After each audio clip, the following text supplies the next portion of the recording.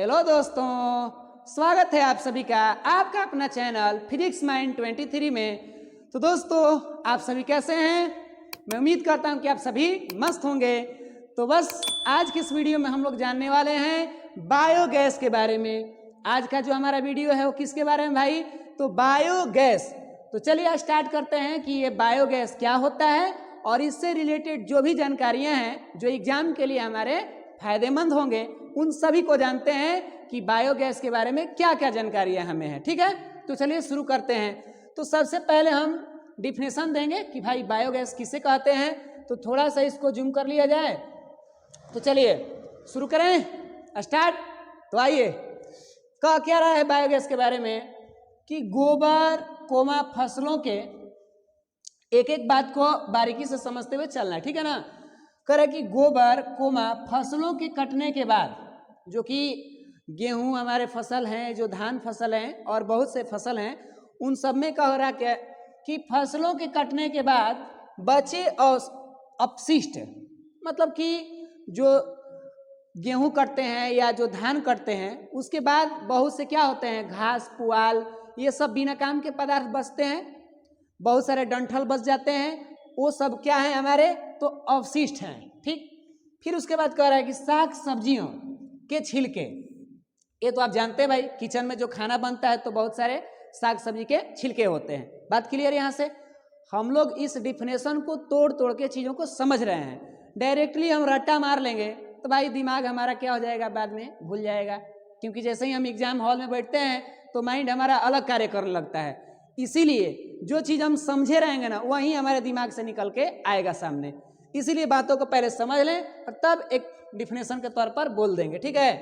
तो कह रहा है कि गोबर कोमा फसलों के कटने के बाद बचे अवशिष्ट साग सब्जियों के छिलके आदि माने और भी मिलकर ऑक्सीजन के अनुपस्थिति में, किसके अनुपस्थिति में? ऑक्सीजन के अनुपस्थिति में अपघटित होते हैं। अपघटित का मतलब क्या? टूटकर। अपघटित का मतलब क्या भाई? टूटकर। इनमें से कई प्रकार के गैस, इनमें से कई प्रकार के गैस। अब वो कौन कौन गैस है इसको भी समझ लिया जाए। तो देखिए, इनमें से कई प्रकार के गैस, कौन कौन गैस निकल रहे हैं? तो यहाँ पर CH4 यानी methane, CO2, hydrogen gas ETC निकलते हैं। और इन्हीं गैसों के मिश्रण को, इन्हीं गैसों के क्या भाई? मिश्रण को, ध्यान दीजिए, गैसों के मिश्रण को बायोगैस कहते हैं।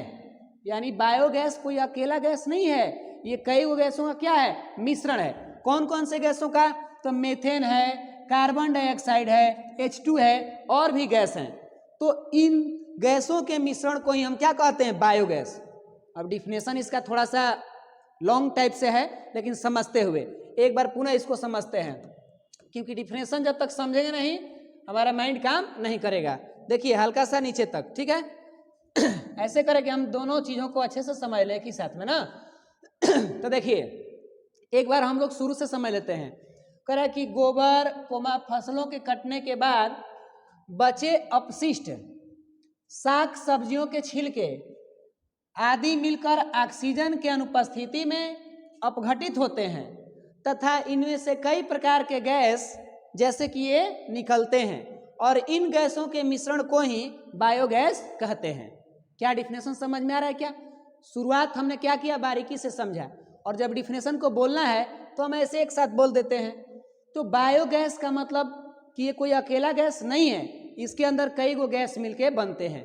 अब ये सर कहाँ ये हो रहा होगा प्रोसेस, ये सब कहाँ हम लोग करते होंगे, इसके बारे में हम जानेंगे। लेकिन पहला समझ लीजिए कि भाई इसमें क्या क्या लग रहा है, कौन कौन चीज़ें लग रहा है। तो इसमें गोबर गैस का भी योगदान है, फसल के बिना काम के पदार्थ भी योगदान है, जो कि फसल के समय जो अवांछित बचते हैं वहीं अवशिष्ट होते हैं। साथ में साग सब्जी के छिलके हैं और भी बहुत सारे चीज़ें हैं जिसमें आदि कर दिया गया। उसी को मिलाकर ऑक्सीजन की क्या अनुपस्थिति में क्या हो जा रहे हैं? तो अपघटित हो जा रहे हैं। और इनके अपघटन होने से क्या हो रहा है भाई? तो इसमें अनेकों प्रकार के गैस निकल रहे हैं और इन्हीं गैसों के मिश्रण को क्या कहते हैं? बायोगैस। तो देखिए दोस्तों, हम उम्मीद कर रहे हैं कि बायोगैस का डिफिनेशन समझ में आ गया होगा। बिल्कुल राइट है। तो चलिए आगे बढ़ते हैं कि अब हम क्या जानते हैं बायोगैस के बारे में, क्योंकि एक एक बात को समझते हुए चलना है भाई। जब तक हम समझेंगे नहीं तब तक रट्टा मारने से हमारा काम नहीं चलने वाला है, ठीक है ना। आइए अब आगे देखते हैं बायोगैस के बारे में और कुछ जानकारी है।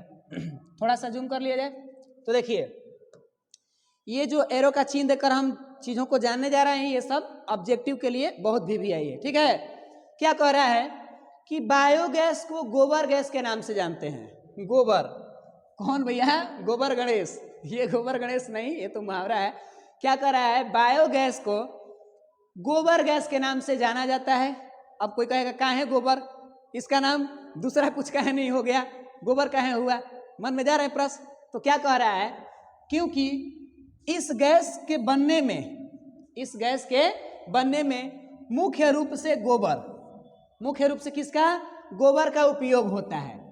जब इस गैस को हम लोग बनाए हैं, मतलब बनाए कहाँ से, डिफिनेशन दे रहे हैं, तो उसमें पहले स्थान पर गोबर लिए हैं, फिर फसल, फिर साग सब्जी के छिलके, ये सब हुआ है कि नहीं हुआ है। तो इन बायोगैस को बनाने में सबसे ज्यादा यूज किसका है? गोबर का। किसका सबसे ज्यादा यूज है भाई? गोबर का। तो इसीलिए इसका नाम बन गया गोबर गैस। यहाँ पर गोबर है, अब उसको हाईलाइट कर रही थी बस समय कि ये गोबर है, ये गोबर गैस है, और सबसे ज्यादा यूज क्या हो रहा है इसका? गोबर का। तो अगर आपसे कहीं ऑब्जेक्टिव में क्वेश्चन पूछ दिया जाए कि भाई बायोगैस का अन्य नाम है, तो आपको क्या आंसर देना होगा? गोबर गैस। कोई कारण पूछ दे कि कारण क्यों, कारण बताइए, तो कारण यही है क्योंकि इस गैस के बनाने में मुख्य रूप से मेन हीरो कौन है भैया? तो मेन हीरो गोबर जी हैं। किस? ये हमारे फिल्मों का हीरो नहीं है, ये बायोगैस का हीरो है। बायोगैस के मेन हीरो कौन है? तो गोबर जी हैं। इसीलिए इनके फिल्म का ही नाम रख दिया गया गोबर गैस, ठीक है ना। अब फिल्म नहीं है तो भी समझना है तो क्या करें, कोई ना कोई ट्रिक तो होना चाहिए ना। तो आइए नोट में चलते हैं, क्योंकि नोट चाहे किताब कॉपी का हो या पॉकेट का हो, दोनों हमारे लिए महत्वपूर्ण है। सही बोल रहे हैं कि नहीं? चलिए आइए नोट देखते हैं। अब आपको लगे कि सर सही है गलत है, हम तो जो बोल दिए सो बोल दिए। हाँ, नोट पर विशेष ध्यान, क्यों? क्योंकि एग्जाम से रिलेटेड है ना। करे कि बायोगैस का मुख्य अवयव अवयव माने क्या? इसका भाग, या इसका अंग्रेजी में हम लोग कंपोनेंट कहते हैं, ठीक है। तो कह रहा है कि बायोगैस, हम जानते हैं भाई साहब कि बायोगैस में कई गो गैस मिले हैं, है कि नहीं? बिल्कुल। उन गैसों में से मुख्य अवयव मेथेन है। ऑब्जेक्टिव में पूछ सकता है कि बायोगैस का मुख्य अवयव कौन है, और 4 को ऑप्शन डाल देंगे, उसी में एगो मेथेन भाई साहब को दे देगा। तो हमारा आंसर क्या होगा? मेथेन है। क्यों मेथेन है? तो लिख रहा है यहाँ पर कि जिसकी उपस्थिति लगभग 75% होती है बायोगैस के अंदर। अभी हमने क्या देखा? हमने देखा कि CH4 होता है, CO2 होता है, H2 होता है। हमने अभी डिफिनेशन में देखा कि नहीं देखा? बिल्कुल समझ भी गए हैं। कह क्या रहा है कि इनमें से और भी गैस हैं, ऐसा नहीं है कि इतना ही है, और भी हैं। इन सब में सबसे ज्यादा कौन है बताइए? तो इन सब में मेथेन का बहुत योगदान है। कितना परसेंट भाई? 75%। यानी कि बाकी के जो गैस बचेंगे वो 25% होंगे। तो 75% सबसे ज्यादा हुआ कि नहीं हुआ? और जो है ज्यादा उसको हम बनाएंगे प्रधानमंत्री मतलब कि गैसों का प्रधानमंत्री। तो ये बायोगैस के प्रधानमंत्री कौन है? मेथेन है। ये सब कार्यभार संभालता है, ठीक है ना। तो ऑब्जेक्टिव के तौर पर आप याद रखेंगे कि बायोगैस का मुख्य अवयव मेथेन है, और जो कि इसमें मतलब बायोगैस के अंदर ये 75% उपलब्ध होता है। बात क्लियर है? नोट पे ध्यान चला गया है? तो आइए नोट नंबर 2 के तरफ चलते हैं कि क्या कह रहा है। हाँ, थोड़ा सा ऊपर कर लें इसको, बातों को समझने में अच्छा लगेगा। तो देखिए क्या कह रहा है, बायोगैस को, किसको भाई? बायोगैस को एक संयंत्र द्वारा, किसके द्वारा? एक संयंत्र द्वारा उत्पन्न किया जाता है। बायोगैस को कैसे उत्पन्न करेंगे? मन में कभी से प्रश्न जा रहे थे आपके कि सर बायोगैस तो कर रहे हैं, ये कहाँ से आता है? ना कभी देखा ना कभी सुना, ये आसमान से टपक के आता है क्या? तो नहीं भाई साहब, ये कहीं ना कहीं एक सिस्टम है, एक प्लांट है, वहां से होगा। तो क्या है? देखिए लिखा है कि बायोगैस को एक संयंत्र द्वारा उत्पन्न किया जाता है, जिसे बायोगैस संयंत्र कहते हैं। जिसे बायोगैस क्या कहते हैं, संयंत्र कहते हैं। यही वो बायोगैस प्लांट है जिसमें इस गैस की उत्पत्ति की जाती है। और देखिए भाई, थोड़ी सी आप मेहनत करेंगे, क्योंकि अब हम बायोगैस संयंत्र पर अगर आप कमेंट करते हैं तो वीडियो बनाएंगे। अगर थोड़ी सी आप खुद हेल्प अपना करें तो बुक की सहायता लीजिएगा, वहाँ पर बायोगैस संयंत्र के बारे में विस्तार से बताया गया। थोड़ा सा लॉन्ग प्रोसेस है। ये क्या है, एक तरह के प्लांट होता है टंकी जैसा, और उसमें ये गोबर, ये बहुत सारे चीज़ों को मिश्रण गाढ़ा बना के डाला जाता है। उस गाढ़ा से अपघटित होगा, माने बहुत लंबी प्रोसेस है, ठीक है ना। उस प्रोसेस में ये गैस उत्पन्न करेंगे और ये बायोगैस संयंत्र ही है। अगर आप कमेंट करेंगे तो इस पर वीडियो बना सकते हैं, और नहीं तो अगर आप सेल्फ मेहनत करना चाहेंगे तब तो क्या दिक्कत है, वो आएगा भी तो 5 नंबर के क्वेश्चन बन सकता है उस पर कि बायोगैस संयंत्र क्या है। तो बड़ा लॉन्ग प्रोसेस है। उसमें होता क्या है, शॉर्ट में हमने बताया कि एक टंकी होती है बंदनुमा उसमें, और उसी के अंदर वो सब जो पीछे अभी हम बोले हैं ना कि फसल के अपशिष्ट होते हैं, साग सब्जी के छिलके होते हैं, गोबर होते हैं, इन सबको एक काढ़ा के रूप में गाढ़ा मिलाया जाता है। उसको करदक की कैसे तो उसका नाम होता है, उस पर ज़्यादा विशेष हम ध्यान नहीं दे रहे ना। आप उसको कहेंगे अगर तो वीडियो बना देंगे, बिल्कुल। चलिए आगे बढ़ते हैं। तो बताइए बायोगैस को कैसे उत्पन्न करते हैं, एक संयंत्र द्वारा। किसके द्वारा, एक संयंत्र द्वारा। और वो संयंत्र को क्या कहते हैं, बायोगैस प्लांट अंग्रेजी में, या बायोगैस संयंत्र कहते हैं।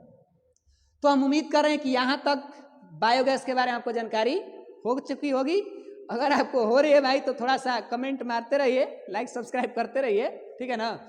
अब आगे बढ़ते हैं कि बायोगैस के क्या लाभ है, जिसके बारे में हम कभी से गाना गा रहे हैं या समझ रहे हैं, उसका कुछ तो फायदे होने चाहिए। बिना फायदे के तो हम टाइम देने वाले नहीं हैं। अब आपको फायदा हो एग्जाम के नंबरों से, ये जो वैज्ञानिक लोग हैं उनको मनुष्य के जीवनों में अच्छा करने के लिए उनको फायदा मिलते हैं, ठीक है। तो आइए शुरू करते हैं कि बायोगैस के क्या लाभ है, क्या बेनिफिट है, क्या एडवांटेज है हमारे बायोगैस के। तो चलिए स्टार्ट करते हैं। तो क्या करें, बायोगैस के लाभ निम्न है। ये तो हमारे बाबूराव का स्टाइल है। किसका स्टाइल है, बाबूराव का स्टाइल है। बायोगैस के लाभ निम्न है। क्या निम्न है, शुरू करते हैं। पहला, बायोगैस जलने के बाद धुआं उत्पन्न नहीं करते या नहीं देता। बायोगैस के अंदर जो उसका है ना मीथेन CH4, ये अपने आप में उच्च कोटि का ईंधन है। जैसे LPG है ना, वो भी अपने आप में उच्च कोटि का ईंधन है। उसी तरह से ये बायोगैस जलने के बाद धुआं नहीं देता। ये पहला लाभ है। धुआं नहीं देगा तो वायु प्रदूषण नहीं होगा। क्या पहला फायदा हुआ कि नहीं हुआ। और इसके अंदर के जो मीथेन है एकदम उच्च कोटि का, ये क्या है, ईंधन है। ये बिना धुआं के ये जलता है। उष्मा तो बहुत ज्यादा देता है, ठीक। तो पहला लाभ हमें समझ में आगे मतलब कि आ चुका होगा। चलिए स्टार्ट करते हैं। दूसरा लाभ क्या है इसका, थोड़ा सा और ऊपर करते हैं इसको। देखिए कह कि बायोगैस के उपयोग से जंगल की कटाई को रोका जा सकता है। ये कैसे सर, बायोगैस के उपयोग से जंगल की कटाई कैसे रोक सकते हैं।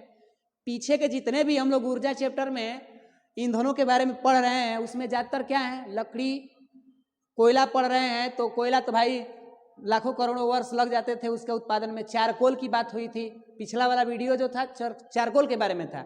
अगर आप उस वीडियो को नहीं देखे हैं तो आपको डिस्क्रिप्शन में लिंक मिलेंगे, आप वहां से देखिए। चारकोल जो है वो भी लकड़ी से मिलता है।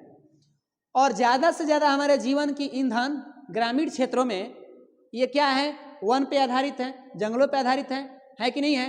अगर बायोगैस का हम उपयोग कर लें तो जंगल की कटाई को रोका जा सकता है। क्यों, क्योंकि हमको पेड़ काटने से कोई इसमें जरूरत नहीं है। पेड़ के जो छिलके वो सब तो हमको यूज नहीं करना है ना, पत्तियां जो उसकी झड़ जाएंगी बिना काम का, उसको भी बायोगैस के उपयोग में ले लेंगे। लेकिन पेड़ काटने की कोई जरूरत नहीं है। तो पहला तो फायदा के साथ साथ दूसरा भी समझ में आ चुका है कि इस भाई साहब के आने से जंगल की जान बच जाएगी, पेड़ पौधे की जान बच जाएगी। और जब पेड़ पौधे की जान बचेगी तो उसमें निवास करने वाले बहुत सारे जानवर बच जाएंगे, है ना। फायदा है कि नहीं है, बोलिए तो कहिए कि यस सर। चलिए ठीक है। तो आइए अब हम बात करते हैं तीसरा फायदा क्या है। देखिए कह रहा कि बायोगैस के बचे अवशेष, जैसे कि हम बायोगैस उत्पन्न कर लेंगे तो उसके बाद जितने भी हम मिलाए थे ना, गोबर, छिलके, ये सब एक अवशेष के रूप में दूसरा पदार्थ के रूप में क्या होंगे, एकदम राख की टाइप का काला रंग के पदार्थ बच जाते हैं। उन पदार्थों को उर्वरक के रूप में उपयोग करते हैं। अगर उन पदार्थों को खेती बाड़ी में हम यूज करें, पौधे पर उसका छिड़काव करें, इतना उसमें उर्वरक होती है कि पौधे की वृद्धि बहुत जबरदस्त होती है। उसमें पौधा को अब एक तरह से क्या हो गया, नेचुरल उर्वरक हो गया ना। मार्केट के खाद हम खरीद के थोड़े ला रहे हैं, ये नेचुरल हो गया, प्राकृतिक बन गया। और ये पौधे को इतना ताकत देगा कि अब हम लोग क्या कह सकते हैं, हमारे पौधे खुश हो जाएंगे कि वाह क्या आप लोग नेचुरल चीज़ें हमें दे रहे हैं। तो बायोगैस के बचे अवशेष उर्वरक के रूप में खेतों में उपयोग किया जाता है। ये भी हमारे लाभ हो गए। बायोगैस के तीसरा लाभ देख लिए ना कि बायोगैस के जो अवशेष बचते हैं उसके खाद के रूप में प्रयोग कर लेते हैं। बात क्लियर है। और वो भी रेडीमेड खाद नहीं, अपने आप में समझिए प्राकृतिक खाद बन गया। नहीं, मनुष्य द्वारा मानव निर्मित है, लेकिन वो केमिकल से ये समझ लीजिए कि अलग ना हो गया, इसका अलग पावर हो चुका है। ठीक है। अब चौथा लाभ देख लेते हैं कि बायोगैस उत्पन्न करने वाले संयंत्र को, बायोगैस उत्पन्न करने वाले जो प्लांट है उसको ग्रामीण क्षेत्रों में आसानी से स्थापित किया जा सकता है। फायदा नंबर लास्ट क्या कह रहा है भाई कि बायोगैस उत्पन्न करने वाले संयंत्रों को ग्रामीण क्षेत्रों में, क्योंकि इसमें क्या चाहिए, इसमें गोबर फसल जो जो चीज़ें चाहिए ज़्यादा इस शहर में मिलेंगे क्या, नहीं। तो जब ज़्यादा शहर में नहीं मिलेंगे तो इनको कहाँ बैठाना पड़ेगा, ये हमारे बायोगैस प्लांट कहाँ बैठेंगे, ग्रामीण क्षेत्रों में। और जब ग्रामीण क्षेत्रों में बैठेंगे तो डायरेक्टली गांव के लोगों को फायदा हो सकता है कि नहीं हो सकता। इसीलिए ये फायदा है भाई कि बायोगैस को हम ग्रामीण क्षेत्रों में आसानी से स्थापित किया जा सकता है। ठीक है। तो ये हमारा लाभ है चौथा, और हमें उम्मीद है कि हम लाभों को क्या कर चुके होंगे, समझ गए होंगे। क्या बातें समझ में आ रही है, बोलिए भाई। तो इस तरीका से हमारा बायोगैस के लाभ और बायोगैस से संबंधित जानकारियाँ समाप्त हो चुकी है। तो बस आज के लिए इतना ही, मिलते हैं आपसे अगले वीडियो में। तब तक के लिए आप मस्त रहिए, स्वस्थ रहिए। जय हिंद, जय भारत।